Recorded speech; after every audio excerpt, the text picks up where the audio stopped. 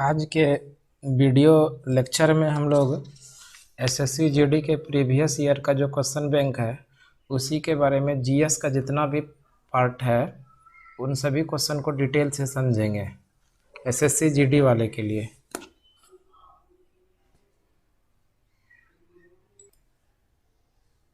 इसी क्रम में स्टार्ट करते हैं।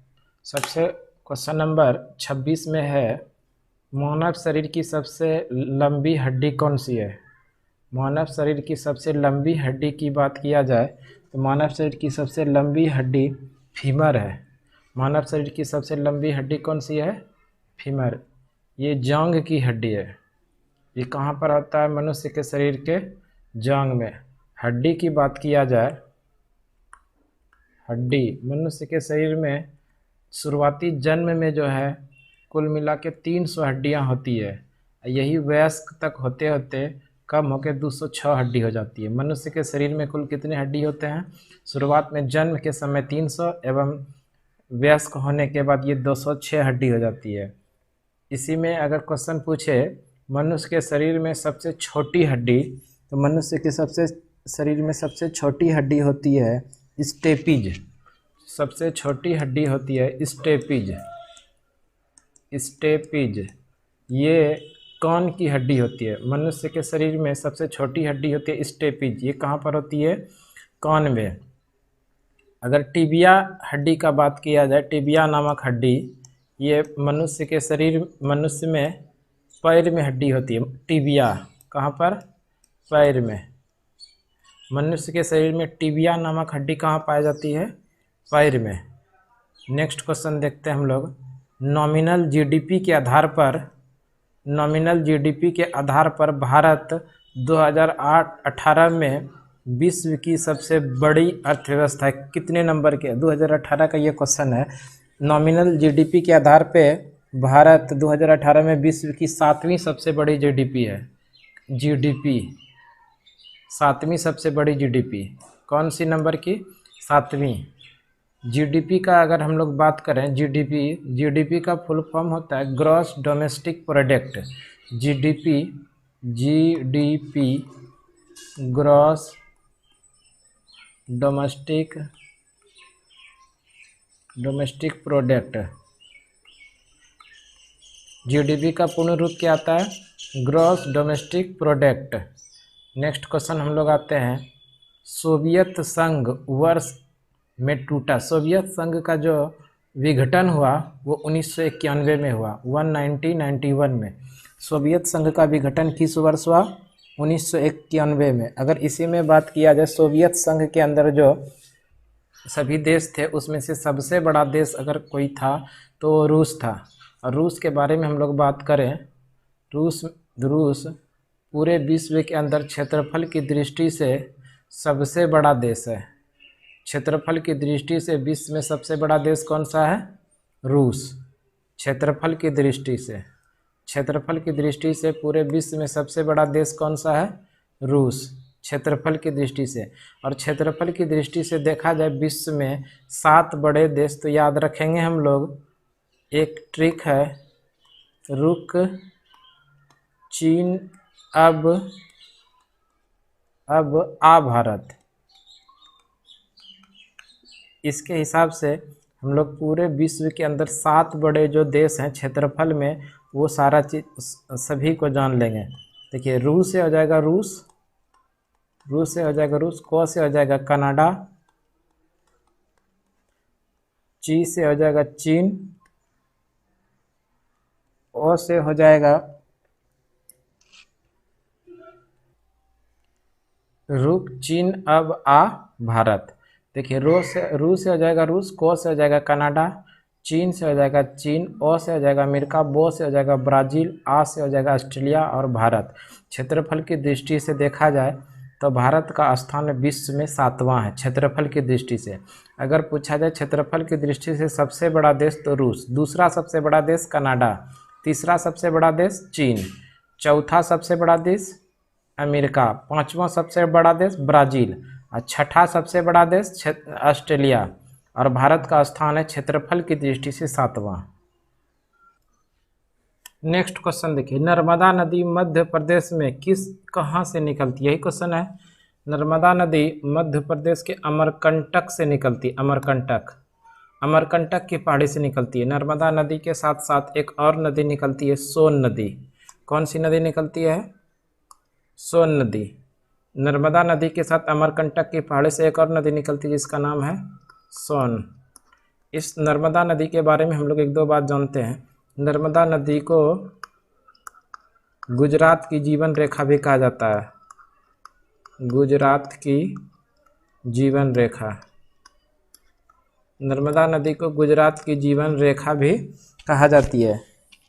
नर्मदा नदी भारत की 5वीं सबसे लंबी नदी है।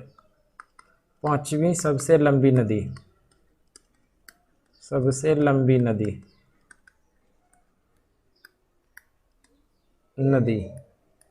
5वीं सबसे लंबी नदी भारत की नर्मदा नदी है। नर्मदा नदी पर एक जलप्रपात है जिसका नाम है धुआंधार जलप्रपात। धुआंधार जलप्रपात। ये धुआंधार जलप्रपात जबलपुर शहर के अंदर है। धुआंधार जलप्रपात कहाँ पर है? जबलपुर। नेक्स्ट क्वेश्चन देखिए। नेक्स्ट क्वेश्चन है, बेस्टिल जेल पर जनता के हमले कौन सी घटना को जन्म देती है? बेस्टिल जेल पर जनता के हमले ये कौन सी घटना को जन्म देती है? ये फ्रांस की क्रांति का जन्म देती है। किस घटना को जन्म देती है? फ्रांस की क्रांति। फ्रांस की क्रांति को जन्म देती है। नेक्स्ट क्वेश्चन देखिए, पत्तियों में मौजूद हरा रंग किस नाम से जाना जाता है? क्लोरोफिल। इसी क्वेश्चन को दूसरे तरीके से पूछता है, पत्तियों में मौजूद हरा रंग किस नाम से जाना जाता है? क्लोरोफिल के कारण। क्लोरोफिल। जाइलम का ये काम है कि जड़ के माध्यम से पौधे में अन्य जगह तक जल पहुंचाने का काम है जाइलम का। फ्लोएम का काम है भोजन पहुंचाना अन्य जगह। ये जाइलम का काम है जल पहुंचाना। पत्तियों में मौजूद हरा रंग किस नाम से जाना जाता है? क्लोरोफिल के नाम से। नेक्स्ट क्वेश्चन है, भारतीय अर्थव्यवस्था का प्राथमिक क्षेत्र। ये इंपॉर्टेंट क्वेश्चन है। देखिए, प्राथमिक क्षेत्र। भारतीय अर्थव्यवस्था को 3 भाग में बांटा। एक तो प्राथमिक क्षेत्र, दूसरा द्वितीयक क्षेत्र और तीसरा है तृतीयक क्षेत्र। प्राथमिक क्षेत्र के अंदर कृषि, पशुपालन, मत्स्य पालन ये सभी प्राथमिक क्षेत्र के अंदर आते हैं। द्वितीयक क्षेत्र में बड़े उद्योग द्वितीयक क्षेत्र के अंदर आते हैं। तृतीयक क्षेत्र में सेवा आता है।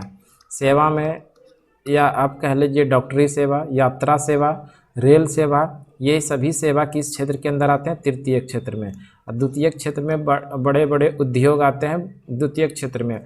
और प्राथमिक क्षेत्र में कृषि, पशुपालन, मत्स्य पालन और कच्चे सामान का जितना भी उत्पादन है वो सभी प्राथमिक क्षेत्र के अंदर आता है। इसका आंसर हो जाएगा भारतीय अर्थव्यवस्था का प्राथमिक क्षेत्र क्या है? तो कृषि। नेक्स्ट क्वेश्चन, भारत का एक प्रमुख लौह अयस्क क्षेत्र है। भारत का एक प्रमुख लौह अयस्क क्षेत्र है। ये लौह अयस्क क्षेत्र भारत का प्रमुख ओडिशा झारखंड भारत का एक प्रमुख लौह अयस्क है। ओडिशा झारखंड। देखिए, Odisha Jharkhand option number D में है। तो भारत का प्रमुख लौह अयस्क क्षेत्र है Odisha Jharkhand. Question number 34। Next question देखिए क्या है। क्वेश्चन नंबर 34 में है, बुद्ध को, क्या क्वेश्चन है? लाइट ऑफ एशिया के नाम से किसे जाना जाता है? Light of Asia. Next question है, लाइट ऑफ एशिया के नाम से किसे जाना जाता है? Important question. वैसे लाइट ऑफ एशिया के नाम से गौतम बुद्ध को जाना जाता है। लाइट ऑफ एशिया को गौतम बुद्ध को जाना जाता है। गौतम बुद्ध के बारे में 2-3 बात हम लोगों को जानना है। बुद्ध, ये इनके बचपन का नाम था सिद्धार्थ। गौतम बुद्ध का जन्म 563 ईसा पूर्व लुम्बिनी में हुआ था। और लुम्बिनी ये नेपाल के अंदर है। कहाँ पर है? नेपाल।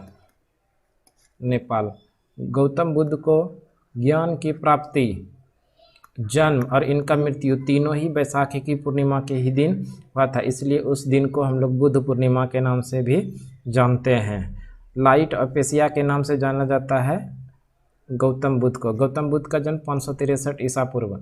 गौतम बुद्ध को ज्ञान की प्राप्ति के बाद ही गौतम बुद्ध के नाम से जाना जाता है। बौद्ध धर्म में किसी व्यक्ति को इन करने के लिए कम से कम उसका आयु 15 वर्ष होना चाहिए। कितना होना चाहिए? 15 वर्ष। किसी व्यक्ति को अगर बौद्ध धर्म अपनाना है तो उनका आयु कम से कम कितना होना चाहिए? 15 वर्ष होना चाहिए। नेक्स्ट क्वेश्चन है तमिलनाडु का प्रख्यात शास्त्रीय नृत्य कौन सी है? तमिलनाडु का प्रख्यात शास्त्रीय नृत्य है भरतनाट्यम। तमिलनाडु का प्रमुख शास्त्रीय नृत्य है भरतनाट्यम। हम लोग बात करें शास्त्रीय नृत्य का तो भारत में 8 शास्त्रीय नृत्य है। भारत में कितने शास्त्रीय नृत्य है? शास्त्रीय नृत्य का बात करें क्लासिकल डांस, शास्त्रीय नृत्य का बात करें, शास्त्रीय नृत्य की संख्या है 8। और जबकि शास्त्रीय भाषा क्लासिकल लैंग्वेज, शास्त्रीय भाषा की संख्या कितनी है? 6। और यहाँ पर दिया है तमिलनाडु के प्रमुख प्रख्यात शास्त्रीय नृत्य कौन से? भरतनाट्यम। भरतनाट्यम कहाँ की है? सबसे पुरानी है तमिलनाडु की। और तमिलनाडु की है संस्कृत शास्त्रीय नृत्य। कुचिपुड़ी है आंध्र प्रदेश की। कुचिपुड़ी कहाँ की है? आंध्र प्रदेश। मणिपुर का। ओडिसी जो है ये उड़ीसा का है।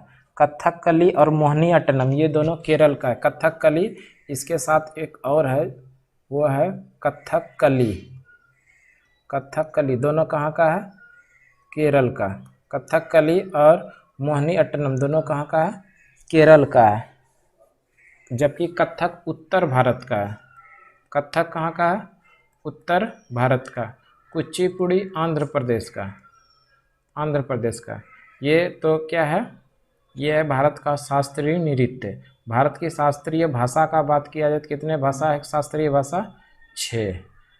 नेक्स्ट क्वेश्चन देखते हैं। भारत देश का सबसे छोटा राज्य। भारत देश का सबसे छोटा राज्य। अब इसमें ये स्पष्ट नहीं है जनसंख्या की दृष्टि से पूछा है या फिर क्षेत्रफल की दृष्टि से। ऑप्शन के हिसाब से ये आंसर हो जाएगा क्षेत्रफल की दृष्टि से सबसे छोटा राज्य है गोवा। भारत का सबसे छोटा राज्य क्षेत्रफल की दृष्टि से कौन सा है? गोवा। और क्षेत्रफल की दृष्टि से अगर देखा जाए भारत का सबसे बड़ा राज्य क्षेत्रफल की दृष्टि से तो ये हो जाएगा राजस्थान। क्षेत्रफल की दृष्टि से सबसे बड़ा राज्य कौन सा आ जाएगा? राजस्थान। जबकि क्षेत्रफल की दृष्टि से सबसे छोटा राज्य है गोवा। यहाँ क्षेत्रफल की ही दृष्टि से पूछा गया है। नेक्स्ट क्वेश्चन देखिए। ओलंपिक में रजत पदक जीतने वाली पहली भारतीय महिला कौन है? रजत पदक, सिल्वर मेडल जीतने वाली भारत की प्रथम महिला कौन है? पीवी सिंधु। इसलिए इसको कहा जाता है सिल्वर गर्ल भी। इसको क्या कहा जाता है? Silver girl. इसको सिल्वर 2016 के रियो ओलंपिक में इन्होंने सिल्वर मेडल जीती थी। और 2020-21 में जो ओलंपिक हुआ जब टोक्यो में इन्होंने यहाँ पर कांस्य पदक जीती। इस तरह से भारत की प्रथम महिला खिलाड़ी जिसने दो लगातार ओलंपिक में 2 पदक जीती वो भी है पीवी सिंधु। पीवी सिंधु का संबंध बैडमिंटन खेल से, कौन से खेल से संबंधित है? बैडमिंटन से। उन्होंने भारत की ओर से प्रथम महिला बनी जिन्होंने सिल्वर मेडल जीती है, जिसके कारण इसको कहा जाता है सिल्वर गर्ल भी। पीवी सिंधु को सिल्वर गर्ल कहा जाता है। 2016 के अंदर रियो ओलंपिक में इन्होंने रजत पदक जीती थी। 2021 के अंदर टोक्यो ओलंपिक में इन्होंने कांस्य पदक जीती। नेक्स्ट क्वेश्चन देखते हैं हम लोग। निम्नलिखित में से कौन सा स्थल पर 1920 में भारतीय राष्ट्रीय कांग्रेस की बैठक हुई? 1920 का भारतीय राष्ट्रीय कांग्रेस की अधिवेशन पूछा रहा है। सबसे पहले हम लोग जानते हैं भारतीय राष्ट्रीय कांग्रेस का स्थापना भारतीय राष्ट्रीय कांग्रेस की स्थापना 28 दिसंबर 1885 को। आईएनसी की स्थापना कब हुआ था? आईएनसी 28 दिसंबर 1885 को। कहाँ पर हुआ था? मुंबई के अंदर। स्थापना किसके के द्वारा किया गया? ए.ओ. ह्यूम के द्वारा। संस्थापना किसके द्वारा किया गया है? ए.ओ. ह्यूम के द्वारा। भारतीय राष्ट्रीय कांग्रेस के प्रथम अधिवेशन की अध्यक्षता जो किए थे वो डब्ल्यू.सी. बनर्जी के द्वारा, व्योमेश चंद्र बनर्जी के द्वारा किया गया था। इसी में क्वेश्चन पूछा है 1920 में भारतीय राष्ट्रीय कांग्रेस का अधिवेशन कहाँ हुआ था? तो ये भारतीय राष्ट्रीय कांग्रेस में अधिवेशन हुआ था नागपुर में। कहाँ हुआ था? 1920 में जो अधिवेशन हुआ था नागपुर में। और इसी अधिवेशन में भारत के अंदर असहयोग आंदोलन चलाने का प्रस्ताव पारित किया गया था। असहयोग आंदोलन चलाने का प्रस्ताव पारित किया गया था। असहयोग आंदोलन भारत में किसके द्वारा किया गया? महात्मा गांधी के द्वारा। कब? 1920 में। इसी आंदोलन का दूसरा नाम है जन आंदोलन। दूसरा नाम क्या है? जन आंदोलन। नेक्स्ट क्वेश्चन देखिए। नेक्स्ट क्वेश्चन है श्रीलंका में गृह युद्ध कब समाप्त हुआ? श्रीलंका में गृह युद्ध की समाप्ति श्रीलंका में गृह युद्ध की समाप्ति 2009 में हुआ। श्रीलंका में गृह युद्ध की समाप्ति कब हुआ?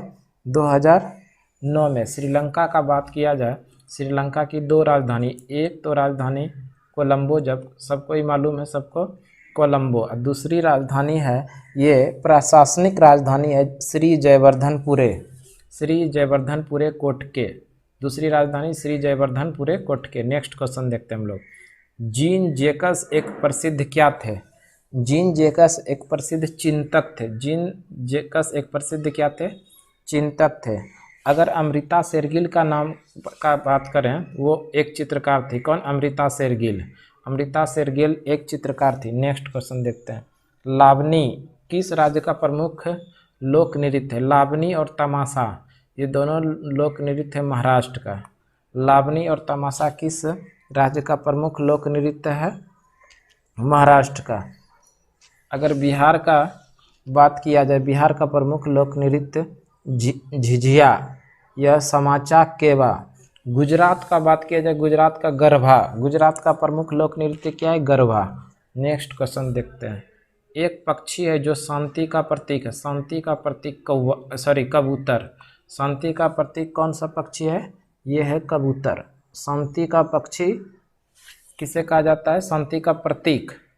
शांति का प्रतीक कहा जाता है कबूतर को। नेक्स्ट क्वेश्चन देते हैं। निम्न में से कौन सा अंतःस्रावी तंत्र का हिस्सा नहीं है? क्वेश्चन नंबर 43 है। निम्न में से कौन सा अंतःस्रावी तंत्र का हिस्सा नहीं है? इसमें लार्ज ग्रंथ जो है अंतःस्रावी तंत्र का हिस्सा नहीं है। एड्रिनल ग्रंथि को लड़ो या उड़ो हार्मोन भी कहा जाता है। लड़ो या उड़न हार्मोन एड्रिनल ग्रंथि को कहा जाता है। नेक्स्ट क्वेश्चन देखते हैं। नेक्स्ट क्वेश्चन है डीएनए का पूर्ण रूप क्या है? डीएनए का पूर्ण रूप डीऑक्सीराइबोक्यूलिक एसिड है। डीऑक्सीराइबोक्यूलिक एसिड। इसका ऑप्शन नंबर ए सही आंसर हो जाएगा। डीऑक्सीराइबोक्यूलिक एसिड है डीएनए। Next question. आर्किटेक्चर को जोड़ने की तकनीक पिएट्रा डुएरा निम्नलिखित में से किस स्मारक में पाई जाती है? ये ताजमहल के अंदर पाई जाती है। आर्किटेक्चर को जोड़ने की तकनीक पिएट्रा डुएरा ये किस स्मारक में पाई जाती है? तो ये ताजमहल के अंदर पाई जाती है। आर्किटेक्चर को जोड़ने की तकनीक पिएट्रा डुएरा ताजमहल में पाई जाती है। अगर ताजमहल की बात करें, ताजमहल शाहजहां के द्वारा बनाया गया था। और ताजमहल कहाँ पर है? आगरा में। कहाँ पर है ये? आगरा। आगरा की बात करें किस नदी के किनारे है? यमुना नदी के किनारे। नेक्स्ट क्वेश्चन देखते हैं। नमक का रासायनिक नाम क्या है? नमक का रासायनिक नाम सोडियम क्लोराइड। अगर इसका फॉर्मूला का बात किया जाए NaCl इसका फार्मूला है। नमक का रासायनिक नाम sodium chloride NaCl। Next question देखते हैं। जीएसटी का पूर्ण रूप क्या है? GST goods and service tax. Goods and service tax goods and service tax. GST की स्थापना 1 जुलाई 2017 ईस्वी को किस समिति के सिफारिश पर? विजय केलकर समिति के सिफारिश पर ये स्थापना शुरू किया गया है भारत में। जीएसटी की बात करें, जीएसटी काउंसिल के अगर अध्यक्ष होते हैं वो वित्त मंत्री। काउंसिल की बात करें, अध्यक्ष होते हैं वित्त मंत्री। काउंसिल के अध्यक्ष कौन होता है? वित्त मंत्री। जीएसटी काउंसिल अगर अनुच्छेद का बात करें, अनुच्छेद 279A के अंदर जीएसटी का प्रावधान संविधान के अनुच्छेद नंबर 279A। ये जीएसटी से संबंध जुड़े कुछ सवाल थे। नेक्स्ट क्वेश्चन देखते हैं हम लोग। Goods and service tax, option number C. English Channel तैरकर पार करने वाली पहली भारतीय महिला कौन बनी? इंग्लिश चैनल पार करके पहली आरती शाह, ये कौन बनी है? आरती शाह। इंग्लिश चैनल तैरकर पार करने वाली पहली महिला है आरती शाह। नेक्स्ट क्वेश्चन देखते हैं हम लोग। क्वेश्चन नंबर नेक्स्ट है कि पुस्तक इंडिया 2020 किसके द्वारा लिखा गया? पुस्तक इंडिया 2020 ये APJ अब्दुल कलाम के द्वारा लिखा गया। पुस्तक इंडिया 2020 किसके द्वारा लिखा गया? Doctor APJ Abdul Kalam. इन्हीं के जन्म दिवस को छात्र दिवस के रूप में मनाया जाता है, स्टूडेंट डे। इन्हीं के जन्म दिवस को किस रूप में मनाया जाता है? स्टूडेंट डे, छात्र दिवस के रूप में मनाया जाता है। APJ अब्दुल कलाम भारत के राष्ट्रपति रह चुके हैं। नेक्स्ट क्वेश्चन और लास्ट। भारतीय जनतंत्र के संदर्भ में निम्न में से कौन सा कथन सही है? लोकतंत्र को अपने प्रतिनिधि को बुलाने की अनुमति देता है। वित्तीय आपातकाल के किस्सों में लोगों को देश पर कब्जा कर लेने का अधिकार देता है। ये तो नहीं, गलत है।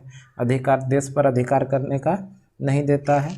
नेक्स्ट है सेना को देश पर शासन करने की अनुमति देता है। ये भी नहीं, सेना को भी अनुमति नहीं देता है। लोगों को तीर्थ यात्रा करने के लिए भुगतान का आदेश देता है। ये भी नहीं देता है। इस तरह से इसका ऑप्शन नंबर हो जाएगा A सही। लोगों को अपने प्रतिनिधि को चुनने की अनुमति देता है। यही तो भारतीय लोकतंत्र की सबसे बड़ी जिम्मेदारी। यहाँ पर एक शब्द आया है आपातकाल। इसके बारे में हम लोग थोड़ा चर्चा करेंगे। आपातकाल के बारे में, भारत में आपातकाल के बारे में चर्चा करेंगे। आपातकाल के बारे में थोड़ा चर्चा करेंगे हम लोग। आपातकाल और इम्पोर्टेंट भी है। आपातकाल किस देश से लिया गया है? आपातकाल का प्रावधान भारत के संविधान ने किस देश से लिया? जर्मनी से लिया। किस देश से लिया? जर्मनी से। आपातकाल के बारे में, आपातकाल भारत में 3 तरह के होते हैं। एक तो होता है राष्ट्रीय आपातकाल,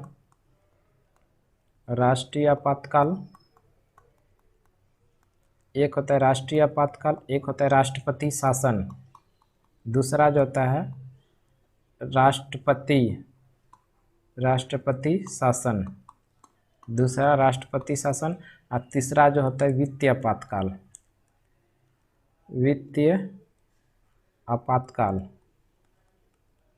आपातकाल कितने प्रकार के हैं? 3 प्रकार के। आपातकाल का प्रावधान कहाँ से लिया गया है? जर्मनी से। राष्ट्रीय आपातकाल का अनुच्छेद की बात किया जाए तो अनुच्छेद है ये 352। किस अनुच्छेद के अंदर? अनुच्छेद 352। राष्ट्रपति शासन अनुच्छेद नंबर 356। और ये बहुत इम्पोर्टेंट है, अनुच्छेद नंबर 356। और वित्तीय आपातकाल अनुच्छेद 360। ये आपातकाल से संबंधित कुछ प्रश्न थे जो कि हर एग्जाम में कहीं ना कहीं पूछा जाता है। तो आज 50 क्वेश्चन हम लोग पढ़े। कोई डाउट हो तो कमेंट बॉक्स में आप लोग ज़रूर बताएंगे। हम अगला जो लाएंगे